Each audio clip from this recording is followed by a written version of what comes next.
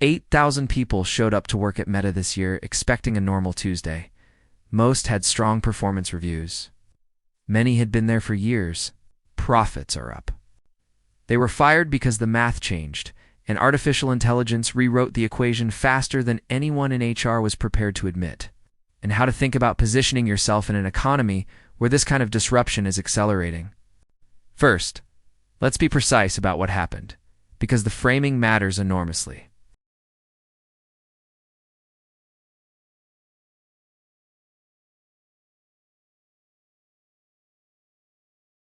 The logical corollary is that you need fewer people doing the tasks those systems will now handle.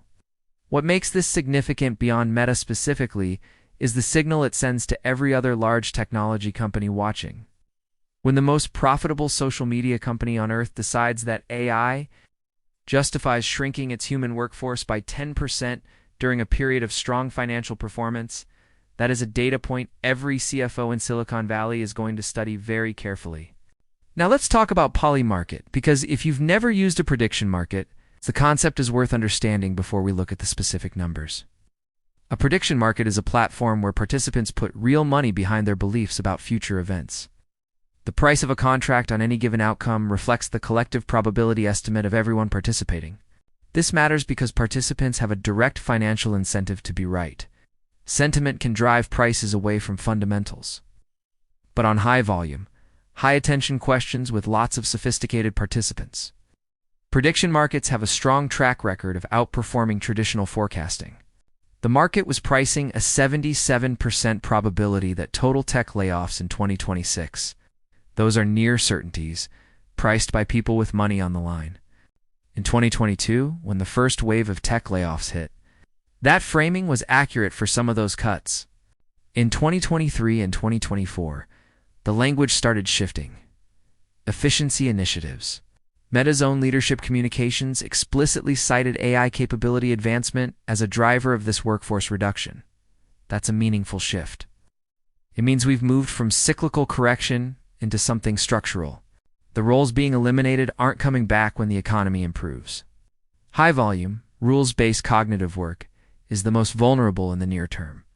Content moderation at scale. Routine customer service. Mid-level software tasks that can be handled by AI coding tools. There are 3 things worth doing with everything we've just covered, and none of them involve panic. First, your labor market position. The better question is, which parts of your work are genuinely difficult to automate? And are you building your skill stack around those parts? Creative direction.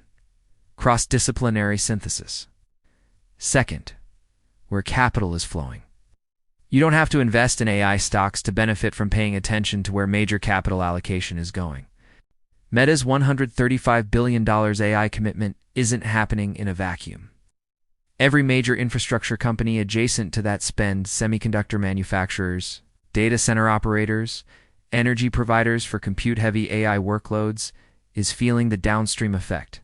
That's where analysts are looking. Third, and this is the one most people underestimate, prediction markets as a leading indicator. Platforms like Polymarket aren't infallible, but they aggregate distributed information faster than traditional media. None of this is financial advice. Consult professionals for anything involving your actual money. It's a data point in a trend that prediction markets were already pricing before the press release dropped. If you want to go deeper on where the AI capital is actually flowing and which companies are positioned to absorb it, that video is on your screen right now. If prediction markets are new to you and you want to understand how to actually use them as a research tool, like and subscribe if this kind of analysis is useful to you. It genuinely helps the channel reach people who want signal over noise.